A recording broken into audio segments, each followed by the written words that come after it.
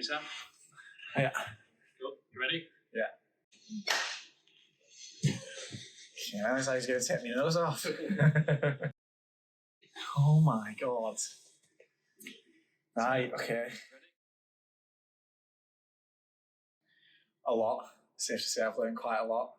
Every day you're working on something different, so it means that you're often learning new things. Probably the main thing I've learned since starting here is AI. I've done a lot of AI programming to make some models to do some pretty cool stuff.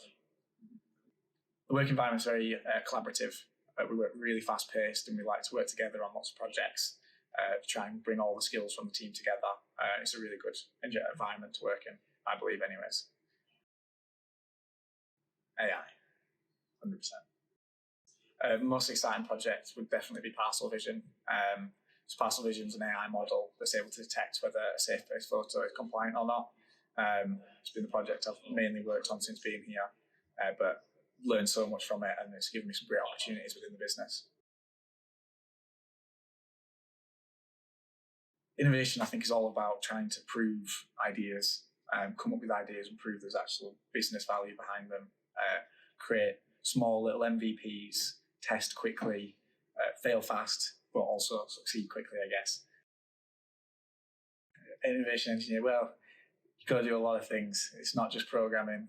I mean, you do videos like this, or like the recruitment video you'll have seen previous to this, and presenting to clients, coming up with ideas. It's just a role that encapsulates so much more than just programming, but it's one of the things I love about it. Again, it'll change what I do on a day-to-day basis. But if you looked at it over a week, I'll probably do one client demo, good bit of coding, but then also lots of meetings with the team to collaborate on ideas, see what tests we've currently got in pilot phase, make sure that I guess that's Chris's job looking into that, but, understanding that it's going well and if there's any changes that we can make as developers to make that run smoother. I've got two. It's my third. I'd say 3 words would be fun, fast, and collaborative. My advice would be just to jump straight in, be enthusiastic as you possibly can, and give it your 100%. Because the more effort you put into your projects, the more you'll get out of them. And sometimes it can be quite hard because things won't work, and that's kind of part of working in innovation. But using as much enthusiasm and passion as you can put into it goes a long, long way. The thing I enjoy most would probably be the client demos. I love presenting to anybody, to be honest, but often when the client comes in, it's a good opportunity to show the stuff we do in innovation to our clients, and they often really get behind it, but also they give new ideas to us. So we find out things from them that we previously wouldn't have known just from speaking to people with inside of Evri. So yeah, definitely client demos. A little bit nerve-wracking to start with, I must say, when you're presenting to the most important people within the business, but actually really fun once you get into it. I really, really enjoyed it when I did it. It was a great opportunity for a lot of exposure for our team, especially.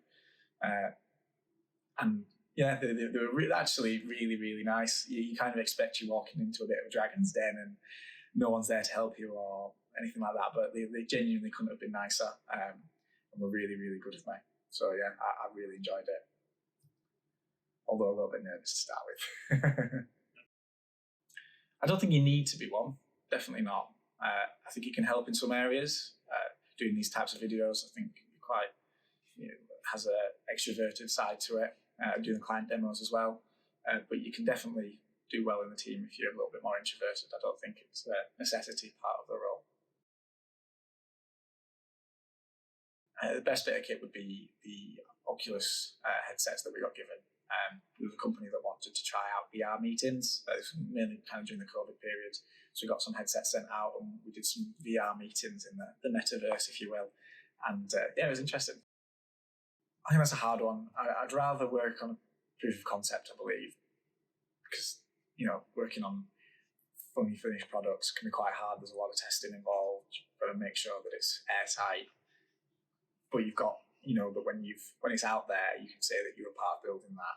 With the POC, you don't quite get that. However, with a proof of concept, you really get to try the ideas first and work really quite fast. You don't have to get bogged down in a lot of the details, which can sometimes be quite frustrating.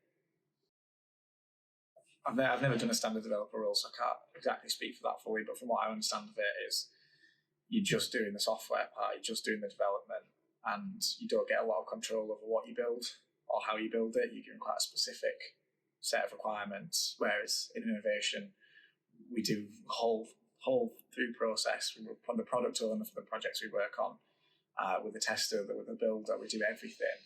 But that gives us a lot of autonomy over what we do, a lot of freedom as well, which is what you don't get in a normal, well, I don't believe you get in a normal software job. You get to fail fast. You find out what's wrong with your idea or the code that you've built before you've put too much time into it.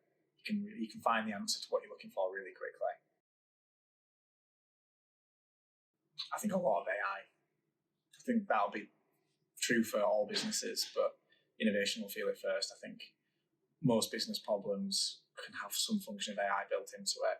I think that'll be.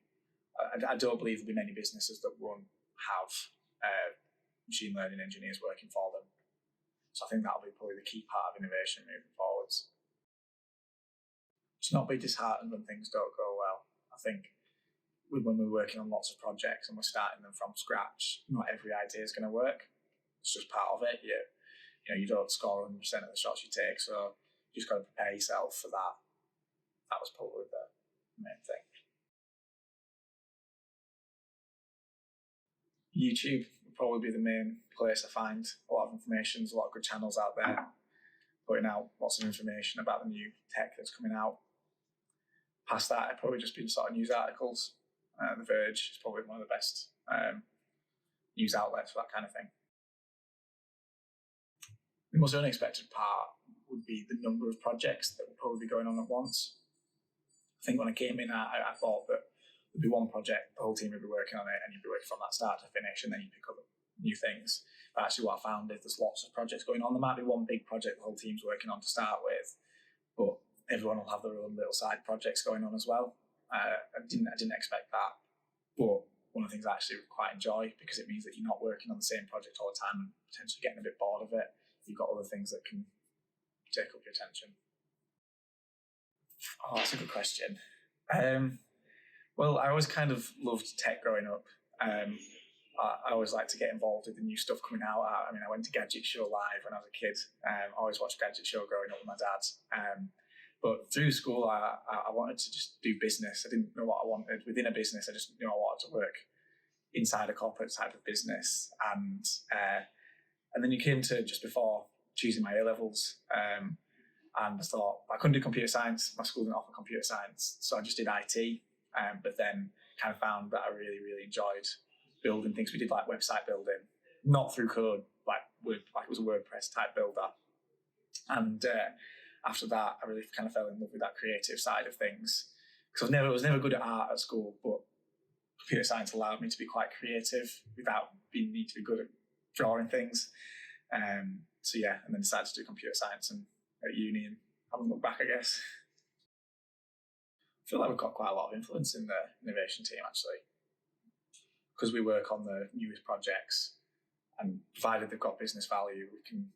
Parcel Vision probably being a great example. If you get the business buy-in, we can really make a difference here. I think they laugh at me sometimes because doing all sorts of things. I think, especially when we were doing the photo shoot, video shoot for the e-cargo bag, they all saw that and they had a good laugh about that. And they were like, "Oh, I thought you were a software developer," and I was like, "Well, I am, but we do a lot more than just software." Yeah, hybrid, 100%.